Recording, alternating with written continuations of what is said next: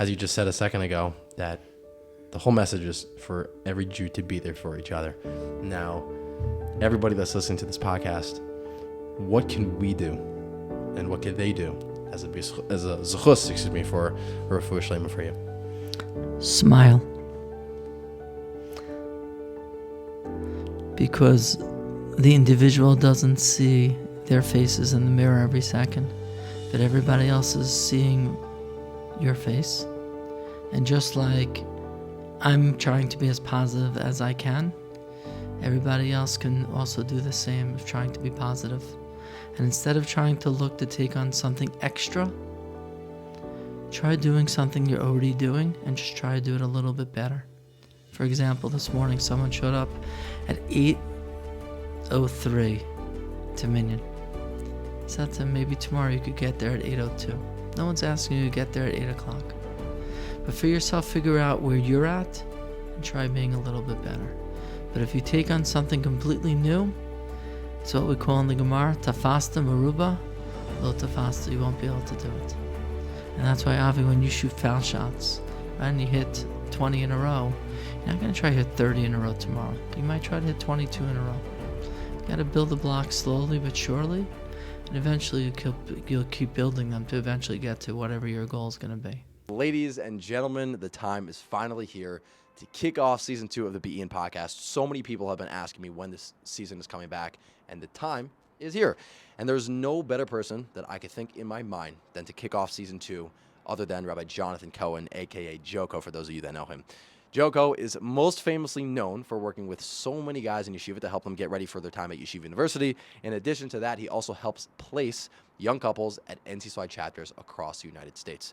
Now, one of the reasons why I wanted to bring Joko on this podcast today was because he was thrown a curveball in his life just over a month and a half ago that literally is changing the course of everything in his life, and with that, he has so much to share. I took a tremendous amount of chizuk from this episode, and I know you guys will as well. Without further ado, before we get into the episode, my last thing is to say that this episode is ad-free for the first episode of the season, but if you're interested in sponsoring the Be'in podcast and getting your message out to thousands of amazing Jews across the world, feel free to send me an email that is proctoraigy@gmail.com, as you guys see on the screen and also in the show notes as well. Thank you guys so much for all the support and listening, and we'll see you guys very soon. Enjoy this episode. Welcome to the Israel Gap Year Be'in podcast. I'm your host, Avi Proctor, and in each episode, we get Be'in in depth into the remarkable lives of individuals in Israel who dedicate themselves to inspiring the next generation of Klal Yisrael.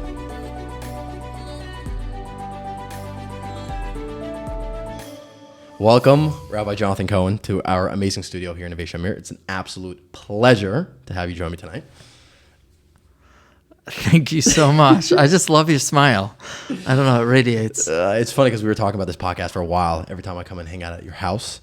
And I personally have been looking forward to this one, obviously because this is the first episode of season 2 of the Be'in podcast. But most importantly is I have a kesher with you, probably better than any guest that I've had on this podcast. So this one I've been looking forward to. And there's a lot we have to schmooze about. Yeah. I'm so nervous for this podcast. It is totally okay. And hopefully I won't be as nervous as well. So let's start with yourself. Obviously, Baruch Hashem, I happen to know you. I happen to know your family.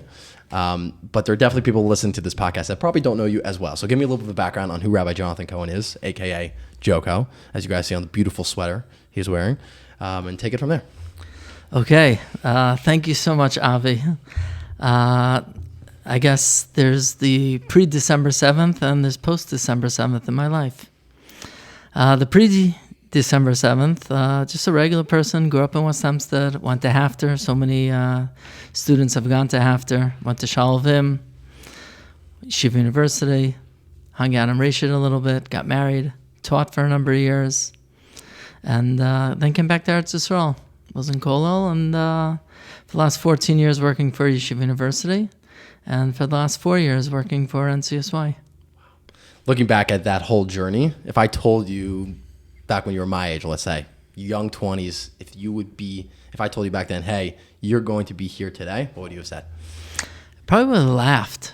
I always thought I would be working for my father in his business, and always thought the opportunities were going to be there. And something always important is you got to open up your own doors, because sometimes doors close and you lose those opportunities. That's amazing. I kind of want to highlight more of like the specifics in your decision to kind of help you get here to Eretz Yisrael, because obviously it's a journey in and of itself. And, I know many aspects of that story, but what was it that you said to yourself at, the pivotal stage in your life when you had to make these important decisions of, do I want to go into teaching? Do I want to work for YU, NCSY? What was happening at that point that you said to yourself, you know what, I want to go in the path of working with so many students here in Eretz Yisrael and just developing so many relationships, which we will talk about soon, with so many amazing kids. Was that like 8 questions in one, just one question? I literally just threw up all these questions in my head, but like let's see how well you can answer them. Okay, so let's tackle one at a time. That was great, Avi. You did amazing there. I'm always thinking of like all the people I want to give out shout outs to.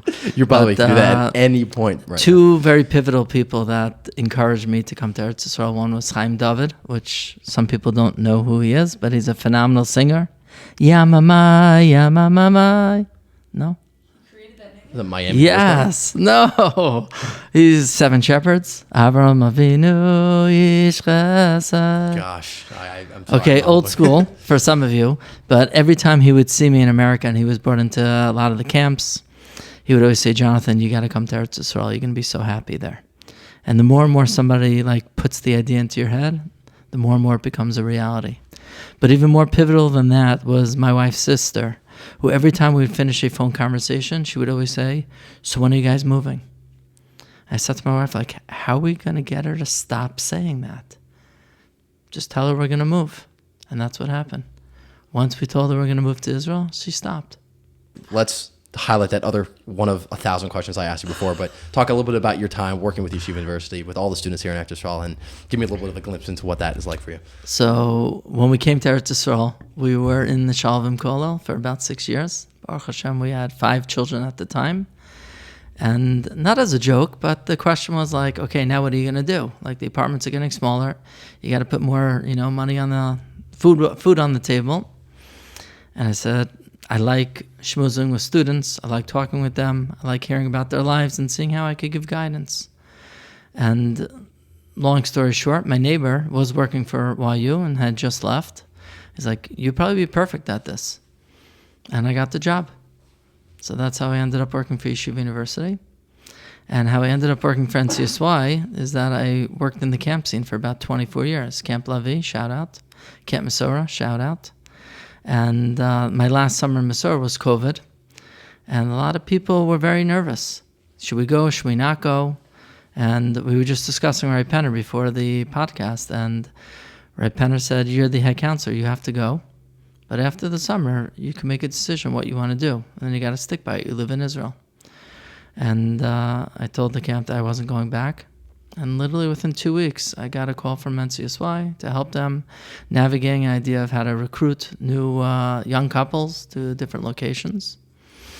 And 4 years later, was still doing it.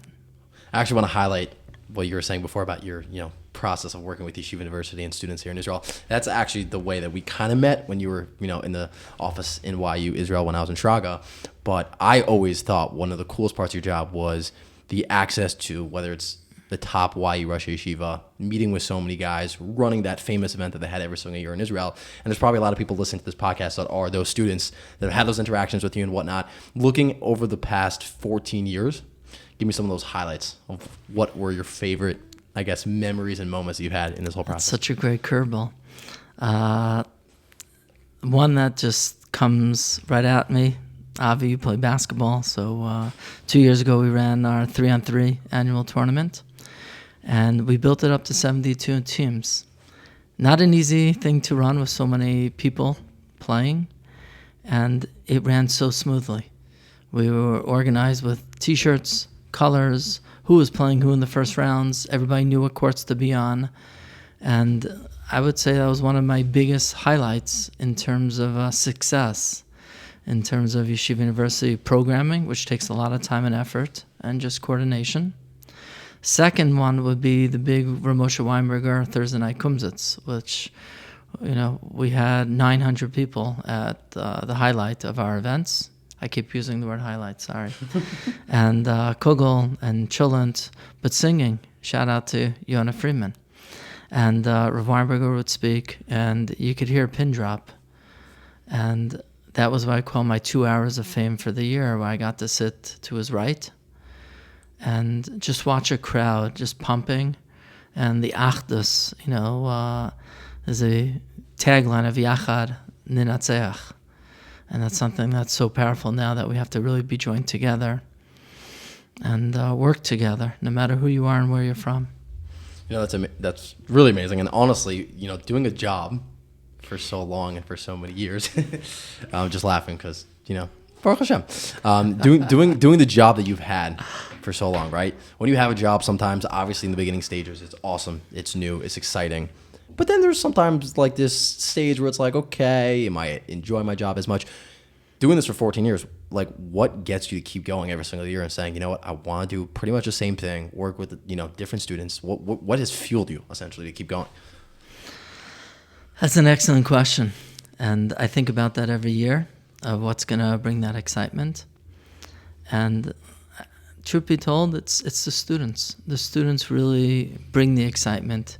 I think they're passionate about coming to Yeshiva University, or the young couples that are passionate about working for NCSY, and they engage you, and they stay in touch with you. Again, it's a two-way street, and when I come, I have what we call ambassadors, people who want to have the opportunity to set up meetings for Rosh Yeshivas, students who want to be assisting with giving out swag, or people who want to be in charge of just setting up meetings and just keeping in touch. And I'm sure we'll get to it a little bit later, but one of the key things have been over the last 8 weeks, what we call post-December 7th, just people reaching out and connecting, whether coming to visit or just short messages. Hi, how are you? How are you doing today?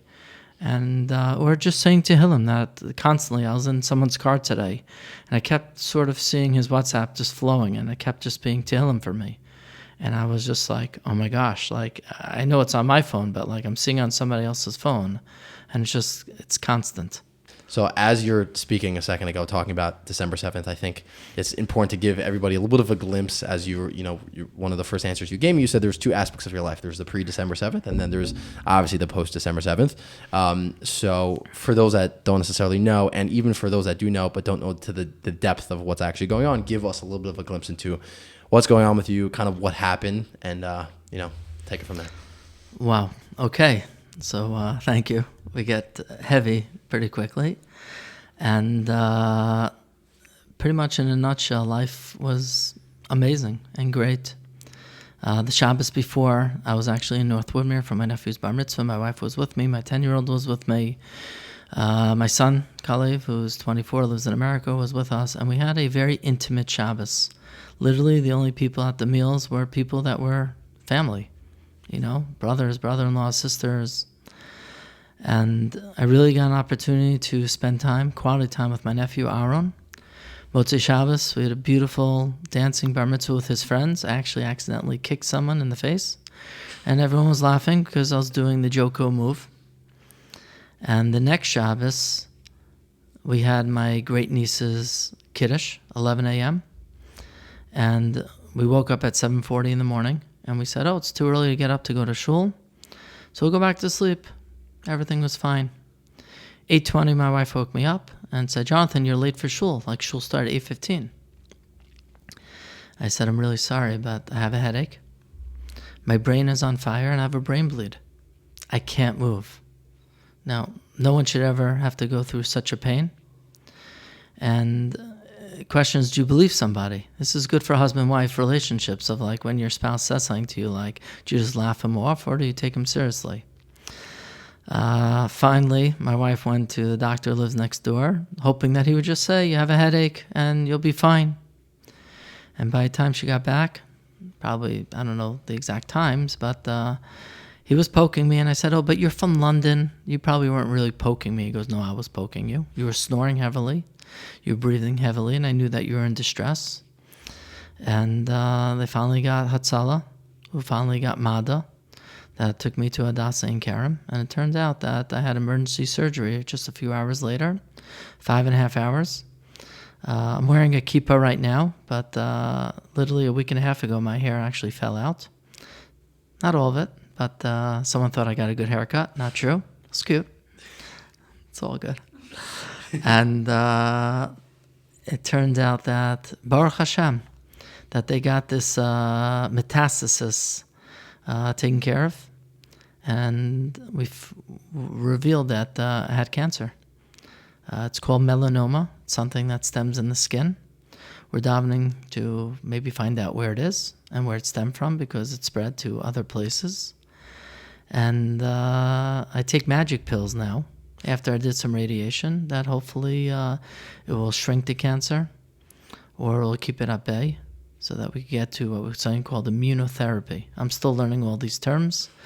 So don't ask me what it all means. It just means I got to take my medication, and I got to daven every day, and everyone has to daven that Mitzvah Hashem, I'll be the new Joko. Someone said to me today, it's like, oh, you should be back to your original form.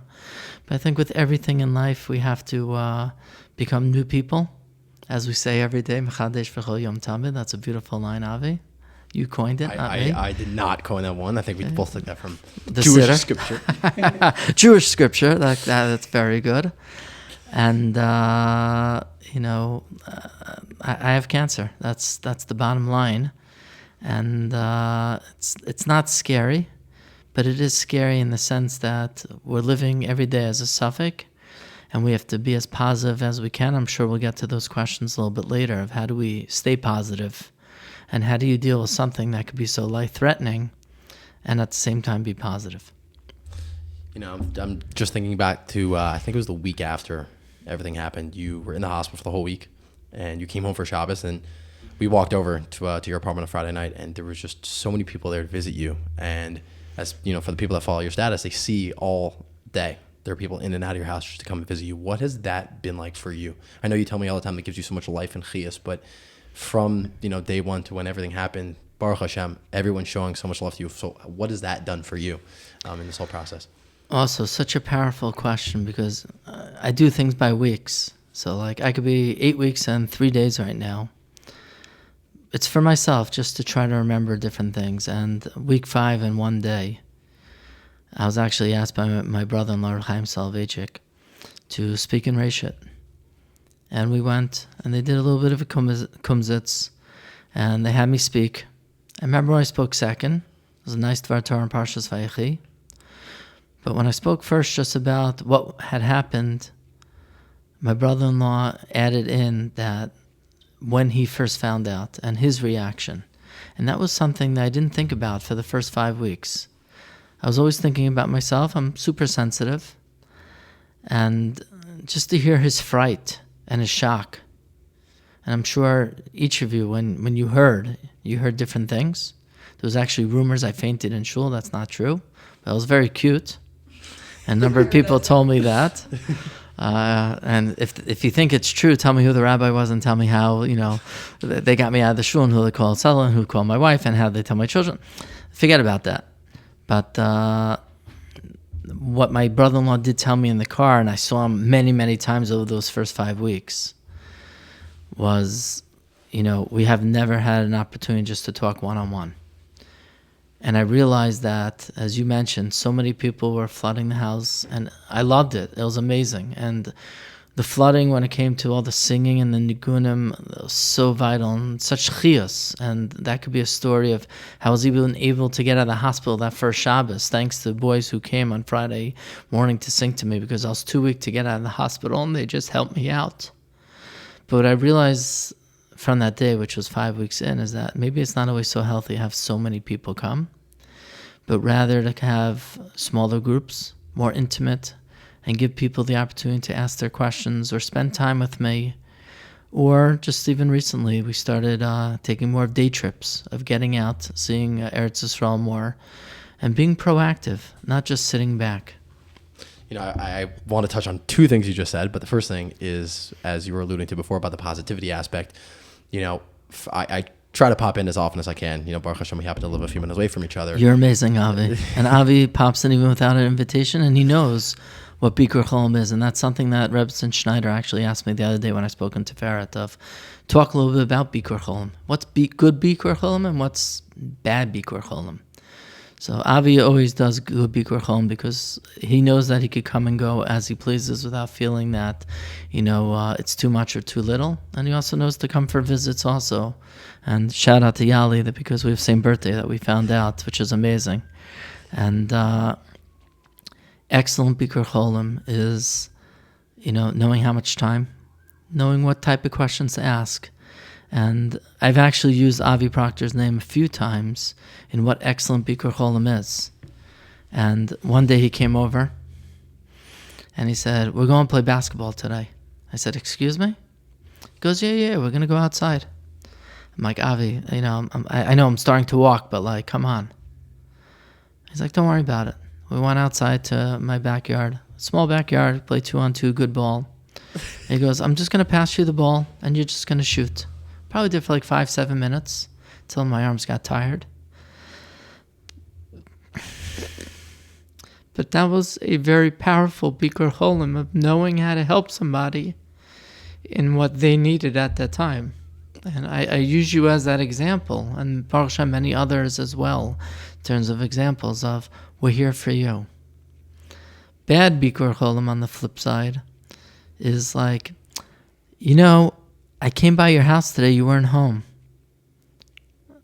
I was like, "I'm sorry, I was at radiation today. Maybe next time just let me know that you were coming and see if I'm home." So Baruch Hashem, everybody means positive. They all mean well. Everybody has been L'toelis and L'tova. But people should also realize that you never put someone who's a chola at unease of feeling guilty or bad that he can't make an appointment or he couldn't be there for somebody. And everyone who's continued to shower us with wonderful gifts. Amazing thing also. Some friends went to America and they also, "What can we get you?" So we came up with this great idea. What can you bring back from America? You know what you could bring back from America? It's a 5-letter word. You know? Ooh. Candy. American candy. And some of my chaverim, when they came back from America with candy, I know we have to get dentists and things like that. I'm sure a lot of dentists will be more than happy to sponsor dental work. But the smile on my kids' faces, and something for everybody to realize that as hard as it is for me, what I'm going through, it's just as hard, if not harder, for my wife and my kids. And every opportunity there is to put a smile on their face, it's worth it, I'm telling you. Speaking about putting a smile on your face, as I was saying before, Baruch Hashem, I happen to have the ability to come by and visit you. So one thing I've realized through that is I've come in on days when it's just you sitting in a chair and it's you with 20 people in the room. But there's one thing that's constant. It's your attitude. You're always positive. You're always smiling. You're always talking to people. And sometimes you'll get carried away in a conversation when there's 5 other people there. And just that's so special about you, how you're able to connect to everybody. So what is it for you that keeps that positive attitude going? There's every reason you have to complain about everything in life, obviously. When Hashem does something like this to you in your life. So what keeps you going in terms of that positive attitude? Also, excellent question. So he's going to yell at you? No. I'm just, in my mind, I'm thinking do I really have the right to complain? Or I had the right to say, thank you, Hashem, that He chose me to go through this. And now what do I need to do? I'm thinking about today when I was at Nova, when I got a letter in the Sefer Torah. Oh, another shout out to Avi Proctor. What letter did I get today? I actually got 2 letters. I didn't get one today. Aleph and a shin. Come on. Very close. But I actually got 2 letters, and it was Aleph and a Tuf. Shout out to Zevi Samet. And I said to the person who wrote the letter, I said, you have no idea how powerful. I don't have it on me, but they give out magnets at Nova. And they give out Mizmor Kuf, Mizmor L'Toda. Ivdu et Hashem b'simcha. And that's why the whole world, it's just one small world. And I said to the Sofer, he only speaks Hebrew, so I said in Hebrew, I said, why does it need to say the word es or et? Because say, Ivdu Hashem b'simcha. And I said to him, there are always going to be hardships in life. And we have to take them from the Aleph to the Taf. And the guy just looked at me and goes, wow, that's power. But even more so, I had a private meeting last week with Ramosha Weinberger Shlita, who I know, Rabbi, you love me, and DF, won't say your name out loud, but you were just so surprised how much Rabbi loves me in the car. And I have every right to be upset, and I have every right to close my door and not taking guests. And Rav Weinberger said to me that I have a choice every single day to either be in the Kodesh Kodashim, because I'm a Cohen, or I can be in Gehenna. And whatever choice I choose, if I'm saying this wrong, I apologize, but it's a good choice. I have to choose it. And he said, I'm sure, Jonathan, that when you're meeting people, you always have to have a positive smile. You always have to be greeting people. But I'm sure when you go into your darkness, I got nervous where Rabbi was going with this. He says, you probably feel very much alone. I really thought he was going to stop there, because a lot of times you feel alone. Try to tell people 15% of the time I'm alone. I feel very dark. 85% of the time, it's I don't say it's easy to put a smile on, but I think the inner circles or the people that come and visit, they're there to help put a smile on your face, people that you want there to be. But he continued that line and he said, I'm sure that when you're in your darkness, you're alone with the Shekhinah. And I was told that that's a very powerful line that we have to remember. And I can tell you a few days later, I was up in the morning. I didn't know what type of day I was going to have. I really had in mind what I wanted to be doing. And Sylvia, my wife, said to me that, either it's going to go one way or the other, without getting into too many details, but I might need you to stay home. And she's going to go to an appointment in Bnei Brak. Magically, I was able to go with my wife to Bnei Brak. And where I was not sure if it was going to be a Gehenim day or a Kodesh Kodashim day, I had the zechus to sit in the lobby of a beautiful building in Bnei Brak and get to learn Chumash. And I'm catching up in Shnai Mikra. And the Rav Weinberger said, you're probably so far ahead of many other people who probably aren't doing Shnai Mikra. And then afterwards, we went to Kikar Chatufim. That's Hostage Square. And that was last Thursday, which was when 3 hostages were freed. We saw it live. And we even got to hear from other hostage families to talk about their children. I even went over to one of the families, and maybe not so kindly, maybe it wasn't the right thing to say, but I looked for chizuk. And I said to him, for 482 days at the time, I said, how do you wake up in the morning and just put a smile and do what you're doing? I said, I have cancer for about 50 days at the time. I said, I could use a chizuk. And the person just gave me a hug and he said to me, he goes, God willing, we'll celebrate together at a Suda Sadah.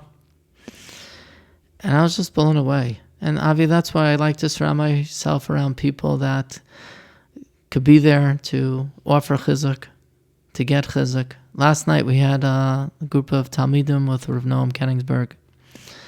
And one of the students wrote to me afterwards, thank you so much. He said, we really thought we were going to give you chizuk, but I think we got more chizuk. And it's a two-way street. Klal Yisrael, we have to be there for each other. We have to realize that many people are suffering. Not just, again, that's why I don't know if I could complain. I think I've learned that many people have their dark spaces with the Shekhinah. And sometimes it's hard to get out of it. But we have to push. We have to wake up in the morning. And even when I was in Be'eri today, and we thank you, Josh Wanderer, for setting that up. And we met with an unbelievable individual, Yishai, who was just smiling. We saw a lot of destruction today. And he was just smiling. And he's like, we're here to live life. And that's what we're here to do. And at the end of the tour, he showed us a new project of about 50 homes that are going to be built in Be'eri. And he showed us, that's where I'm going to be living. And to see people who have gone through their own tragedies and trauma and where they are 15, 16 months later, it gives me a lot of chizuk. I've learned a lot of people who have had their own struggles, and obviously every struggle is different. But they also want someone to talk to, someone to hear their stories. So you can reach out to me. I'm all ears. That's a beautiful answer. And part of that answer I really want to highlight and touch on is as I was also alluding to before, for the people that watch your status, a constant thing that you are posting on there is the different journeys and the travels that you've kind of been going on over the past, month and a half or so. In this stage of your life, post December 7th, right? You're not necessarily working the typical job that you were doing before. And we were talking about this on the car right on the way here. Give us a little bit of a glimpse into, what you decided to occupy your time with. You're not necessarily in the house all day anymore. Baruch Hashem, you're able to get out a little more and you have a little more koach and energy. And you were saying before that you love to go to Be'eri, Hostage Square, whatever it may be. So what does the past, month and a half look like for you in terms of what you want to do with your time now, understanding that that's so valuable? So also a very powerful question. And in terms of work-wise, some people have said to me, you're probably working harder for your jobs now than you ever did. We had so many yeshivas that came to the house over Hanukkah time. And special shout out to Shalvim and TVA, who really started the forefront of bringing Talmidim. Probably scratch that. Might have been other yeshivas as well. So just in case I got that wrong, that would be bad. But 3, 2, 1. A special shout out to all the yeshivas that really have stepped up, that have come. Yeshivas are constantly still coming, and that's very powerful. My nephew's yeshiva has come a few times. And in terms of how I occupy my time, I don't want to say enjoying. I think that's too nice of a word. I think trying to be meaningful and intentional. I've met a lot of wonderful, wonderful people. Even today I was in Netiva Sarah, and we met with a wonderful person, Yaeli, and I was there with 2 people. And she said towards the end of the conversation, she's like, if it wasn't for what had happened on October 7th, like who would have thought that, a person from Flatbush, a person from Har Zaysim, a person from Ramat Beit Shemesh would ever have a connection with a family from Netiva Sarah. And that's very special and very unique experience and opportunity. I used to make jokes that I know Ramat Beit Shemesh, I know Yerushalayim, I know the locations of yeshivas. Now I'm learning a little bit more about Eretz Yisrael and what it has to offer us, and the people who literally sacrifice their lives every day, day in and day out. We definitely heard gunshots today in the Netiva Sarah. And just to give you a little bit of a glimpse today of being down in Sderot, being at Nova, being at the Car Cemetery, being at Tekuma of Avichai Kach today, being at Shuvu, and being in Be'eri. Even if it's just for a small glimpse, everything I do is really intentional, whether people realize it or not. Even people I bring into my house, it's to really connect people. Sometimes they're totally from different worlds, and yet there's an opportunity to make a connection. But we try to find chesed. And I've had different people who have taken me to Kfar Aza, to Nir Oz, to Ofakim, where I've had a tremendous opportunity to get to know Itamar Alus, and Ronen Ochana, who came to visit me from Jabalia and Beit Lehi, servicing our country. Or just people that stayed in our house during the beginning of the war for 3.5 weeks, where we had a family from Ashkelon, we had 9 people live by us. Or the family that my wife, saved, donating bone marrow to, and came from Afula to visit. Baruch Hashem, we've touched so many people's lives that we want to continue doing that and being able to do more and more chesed or opportunities. The last time I got a letter, it was actually Gimel, when I went to Nova for Gimel Chasadim. And any opportunity that I could do to do chesed, if the opportunity knocks, I want to do it because I need a refuah, and people have told me that hopefully in the merit of all the tefillahs, but also all the good deeds that we're all trying to do, it's going to help and have a positive outcome at the end of the day. Another thing we were talking about in the car on the way here was, and this is kind of expounding upon the question that we just, I just asked you, is when you don't know that tomorrow's promised to you, right? This is the same goes with any person, right? But especially with, the situation that you have right now in your life. What gets you to say, hey, I'm going to take advantage of every day? Because when we were talking in the car, you said I'm really able to look at life right now and be like, you never know what happens tomorrow. So like, I'm going to mamish take today and make it the greatest thing ever. Going, traveling, Eretz Yisrael. But just lengthen that answer a little bit more and just give us a little bit of like chizuk. Because honestly, like the amount of chizuk I get from you is tremendous. So understanding and having this mindset of like taking advantage of every day. Because we don't know what happens tomorrow. You're asking the most powerful questions, and you're getting deep, and you should continue to get deep, because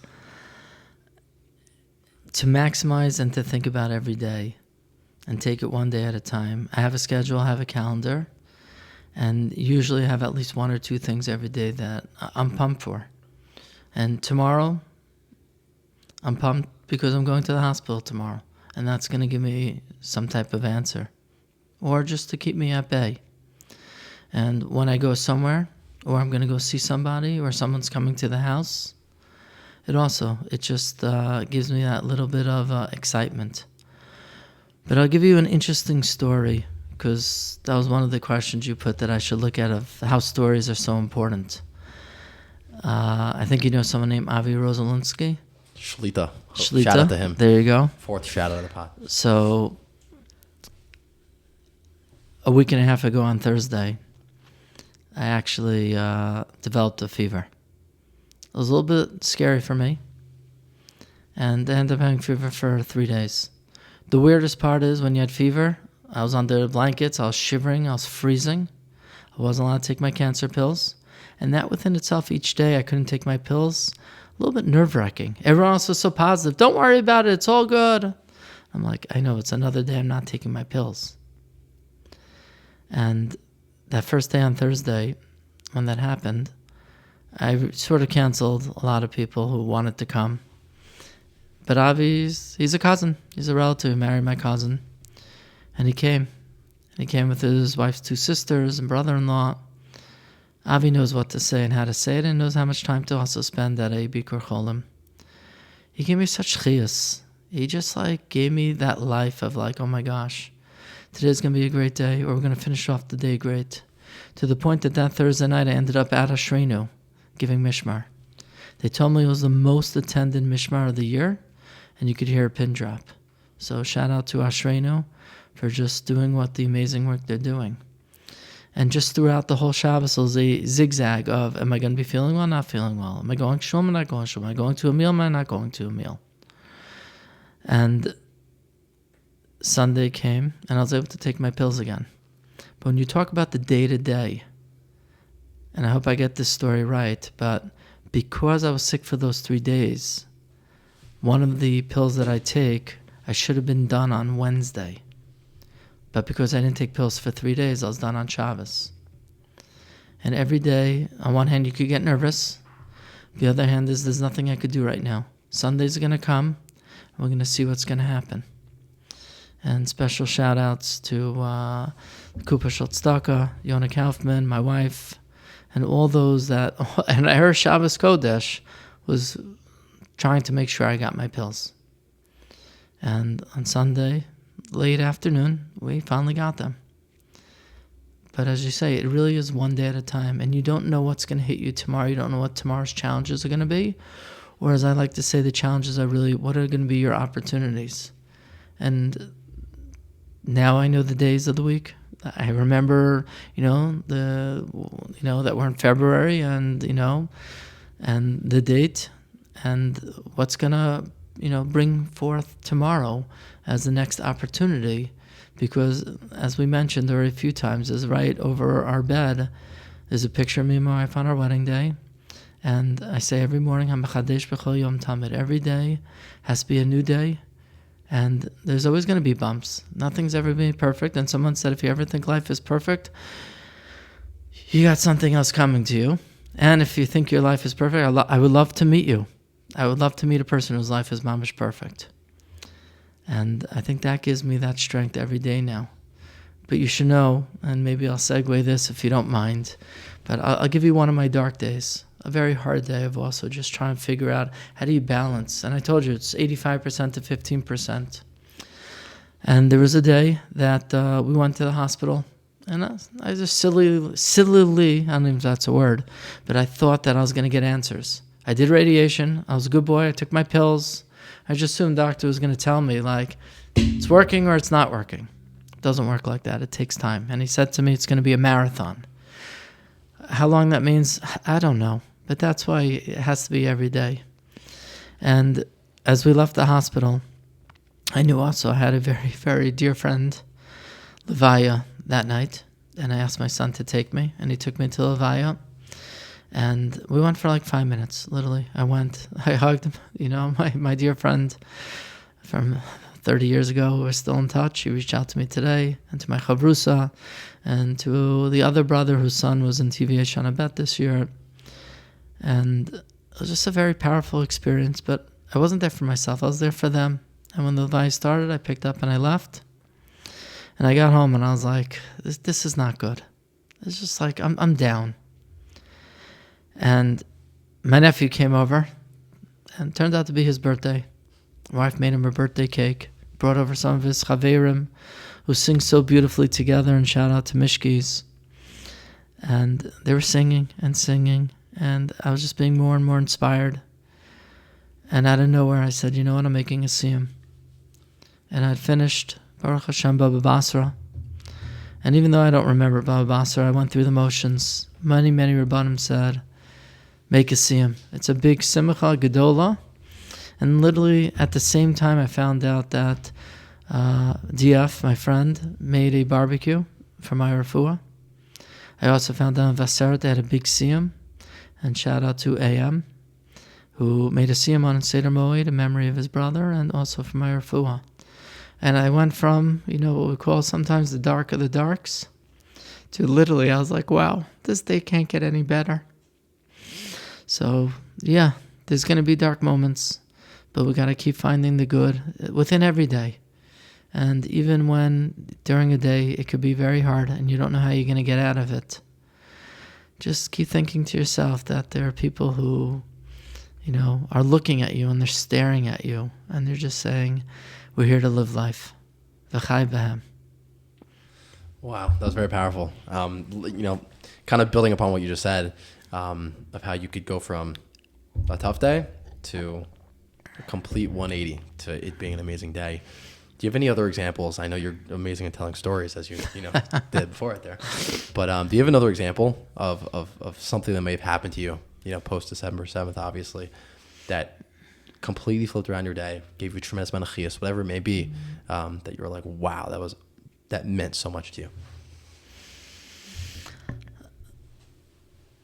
There's so many. There's so many. You caught me also last time with just so many wonderful, wonderful things. I wouldn't even know where to begin, but I could just tell you, because I have to give a thank you somewhere to Rabbi Leibowitz, who was the first one that when the going was tough was always there. And he said to me in the middle of the night, you could call me. And I did a few of those nights at 5 in the morning or 4 in the morning, just, not too late his time, and he always picked up. And I definitely missed those phone calls, but Baruch Hashem, we're in better places. But what really gave me the chiyas is we started a project together, Ray Leibowitz and myself, of Answer Your Shilas. We have over 1,000 people already on it, and every week people submit questions, and within like 25 minutes I could get like 35 questions. We only do 10 a week, so try to get them in on time and try to make them doozers. But that really is a chiyas that continues week to week, and we're already 8 weeks in. And it's a highlight for me because I get to interact with students and people get to send me questions, and I put it together for Ray Leibowitz, and he does a rapid fire. And everybody, I would say everybody, writes to me how powerful it is. They also reach out to me, wish me refuah shlema as well. And it's amazing to see how loved Rabbi Leibowitz is. I get to see it from afar, but I also get to see it, front and center. So when You get this. Yeah, I was going to say, where's the link? And B'ezrat Hashem, we'll put it in the show notes. We'll put in the show notes. We're already on our second group. That's Baruch Hashem how popular we've become. But it's really a testament to Rabbi Leibowitz of just how eloquent he is in terms of a speaker. Makes things, I don't want to say very easy, but I admire you. I look up to you. And I appreciate everything that you do for Klal Yisrael and continue to do for Klal Yisrael. You know, Rabbi Leibowitz is actually somebody that I really enjoy listening to as well. Obviously, I don't know him on the level that you do, but he's definitely somebody of, call it, stature within the Jewish community. And as I was talking about before, you know, the job that you have, you get to interact with different YU Yeshiva, different people that are definitely role models in your life.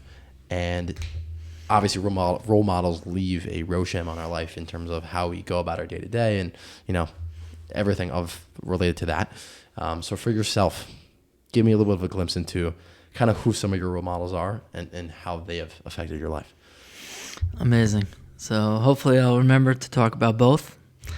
And Rav Schechter and the Rebbitzin, when they were here in December time, I actually had the zechus to see them a few times. And thanks to Rav Rafi, who brought them to my house on a Motzei Shabbos. It's what we call Raw. There's just really the four of us, myself, the Rebbitzin, Rav Schechter, and Rav Rafi, until later somebody else came as well, and we appreciate that you came. And we just got to talk. And you know, we joke around how the Rav and the Rebbitzin are like second parents to me. And they're so dear to my hearts. And I know that the Rebbitzin has cried so many tears that I do still cry, thanks to Avi and Yali. But every time I think about the Rebbitzin, just in terms of how many tears she has cried already, and I know that that's also going to be something very good for me. But just to talk to them, hear from them about their lives, and about what they're up to. And it's just amazing. It's like to hear from, I don't want to say yesteryear. I mean, they're my parents' age. And I could sit with them for hours to sit and talk. I know the Rebbitzin loves music, and Rav Schechter literally was just holding my hand. And that itself just gives you strength to know that you have Torah giants that always care about you. They're always thinking of you. Even to the point that a few weeks later we had a question for Rav Schechter, and Ray Klinsky put Rav Schechter on like FaceTime or video chat. And there were some boys in my house at the time. They recorded video. They couldn't believe that like I was in touch with Rav Schechter so quickly. And I'm like, I don't have him on speed dial, but Baruch Hashem, through a lot of the connections, you know, I could get answers, you know, pretty quickly, because hopefully they're good questions. Other role models I would love to be able to talk about is my neighbor, Rabbi Yitzi Clapper, and David Eichwitz, who literally, like one of my friends said to me that during this 8.3 weeks of post-December 7th, you see who your friends are, you see who step up. And yes, there are definitely friends out there who are scared, and they're nervous, and they don't know what to say. I love you all. Realize that. And that's something that's very important. You could just say, I'm thinking of you. It's very simple. And then I could reach out to you. I'd love to reach out to everybody. But Yitzi and David, through the entire time, whether coming to visit me in the hospital, making sure I put on tefillin every day, or just making sure I had tzitzit, or making sure I had a shake in the morning to have protein, or just seeing how I'm doing. Remarkable. Knowing when to have minyanim in my house versus, okay, now you could walk. Let's get you going. It's okay if you miss a shachris. It's okay if this. How can we help you?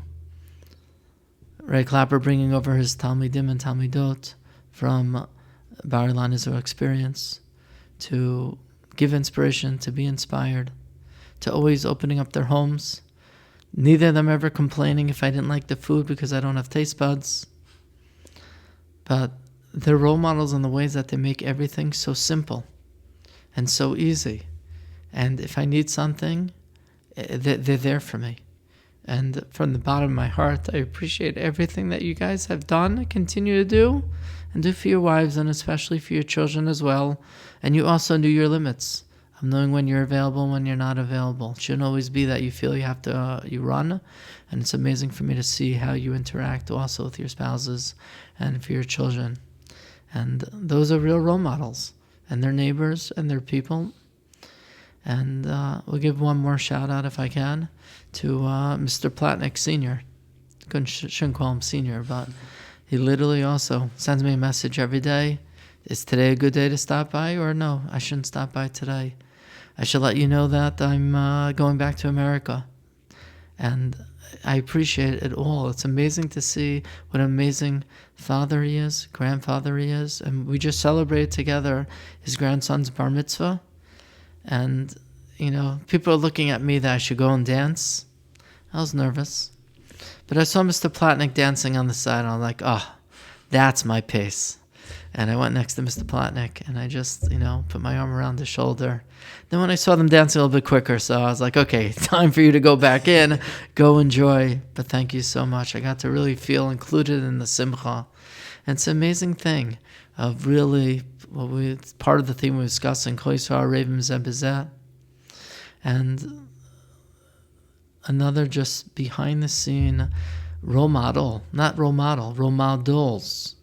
And even last night, someone was in my house, and they're like, oh, I'm really sorry I have to go. I'm like, where are you going? He said, well, I have to go to Ganei Elah. I was saying Tehillim for you. So I have to go. And a special shout out to all the women in the neighborhood. I'm sure the men as well, but for all the women that really every Monday night, they go to shul, or they can't go to shul, but for the ones who organize it and the women who take the time to daven for me, it means so much to me. I keep doing it. And Mitzvah Hashem, we should hear good news shortly. I think it's really beautiful, by the way, just really how many people are just coming together to daven for you. I'm in a bunch of different group chats, and multiple times a day, another message pops up, same Mizmor Soda, counting up, for Tehillim. It's just really, really special. I kind of want to touch on, you know, what we were talking about a little bit before, which is related to everything, is the visitors that come and give you chiyas and give you life. Who was one of your favorite visitors that came to visit you? So, Eli Weber has been such a gem. He comes so often. It's an amazing, amazing thing. And he calls me his brother. I literally feel like a brother to you as well. Even by Hanukkah time, they were on the way to Mitzvah Ramon. They were on their way on vacation. He brought his son to come meet me because he felt it was important that he should meet me. And you're very special to me, Eli. And keep visiting and keep inspiring not just me, but your Talmidim and all of Klal Yisrael. Wow, that's amazing. I guess my final, question to you that I've been most excited to hear this answer is, Bezrat Hashem, a lot of people are going to listen to this podcast, and, so many people do know you. Bezrat Hashem. Bezrat Hashem. And so many people know you, thank God. And there obviously is so much to take from yourself, as we've discussed over the past, 45 minutes to an hour. What would be your final message to everybody? It could be about anything in life, a piece of advice, a take home. Keep this with you in a pocket. Keep this message with you in your pocket for the rest of your life. What would that be? Wow. I'm thinking of two stories. I'm not even sure if I should share them because they're very tsanua stories. But I think it's worthwhile mentioning them because it also goes back to some of the tsanua acts of David Eikowitz, where in the beginning times when I was home, and it was very hard for me to walk, we had a close chaver that was sitting Shiva, and I really wanted to go pay a Shiva call. And I said that we're not there to be on display. We're there to do the avodah of the Ribbon Shalom. And we went. There was an elevator. We went up in the elevator. I went and gave my friend a huge hug. We cried, and I walked out. Second story is another dear chaver was making a wedding for their daughter. He had come to visit me, I think the night before the wedding, maybe 2 nights before the wedding, and said, you should know that my daughter's been davening for you, literally nonstop. And he's like, I know you're not coming to the wedding, but, we know that you're there. And that morning, I also reached out to David. And I said, David, we got to go. Even just for 5 minutes, not even. And we went. I don't know how I climbed up the stairs, but I did. We got there. I went, gave my friend a big hug. Gave a huge mazel tov to the Kala, who has been davening for me. And I said to her that this is your day. And this was our time that I could wish you a mazel tov, but I want the rest of the day to be yours. And then I found out later that under the chuppah, they said Tehillim for me. And I said to that rabbi afterwards, I said, that's not what we asked for. He goes, I understand that, but that's what the Kala asked for. And that's what made her day. So if you want to understand the message, is I try not to be selfish. Sometimes it might come out like that. But the reality is that a Jew should really be there for somebody else. We should always be thinking about how we could help somebody.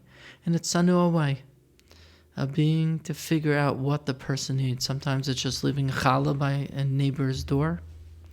Sometimes it's just a kind word.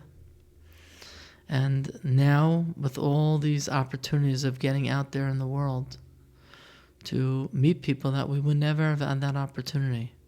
And I'll be more than happy to introduce you to just one more person so that you could continue making a difference in your worlds and in your lives. That was a beautiful answer. And as you just said a second ago, that the whole message is for every Jew to be there for each other. Now, everybody that's listening to this podcast, what can we do and what could they do as a zechus, for a refuah shlema for you? Smile. Because the individual doesn't see their faces in the mirror every second, but everybody else is seeing your face. And just like I'm trying to be as positive as I can, everybody else can also do the same of trying to be positive. And instead of trying to look to take on something extra, try doing something you're already doing and just try to do it a little bit better. For example, this morning someone showed up at 8:03 to Minyan. I said to him, maybe tomorrow you could get there at 8:02. No one's asking you to get there at 8 o'clock. But for yourself, figure out where you're at and try being a little bit better. But if you take on something completely new, it's what we call in the Gemara, tafasta maruba, lo tafasta, you won't be able to do it. And that's why, Avi, when you shoot foul shots, right, and you hit 20 in a row, you're not going to try to hit 30 in a row tomorrow. You might try to hit 22 in a row. You got to build the blocks slowly but surely, and eventually you'll keep building them to eventually get to whatever your goal is going to be. I love all your answers, and especially that one. And I just want to say again, shout out to Avi Proctor. Shout out to me. God love Joko. It has been an absolute pleasure, and it's a chus to have you, obviously, on this podcast, which I've wanted to do for so long. And I've taken so much from this, and God willing, a lot of people are going to take from this as well. So just thank you again so much, and looking forward to round two, B'ezrat Hashem. You're the best. You're the best. No, Shout you out are. Arios.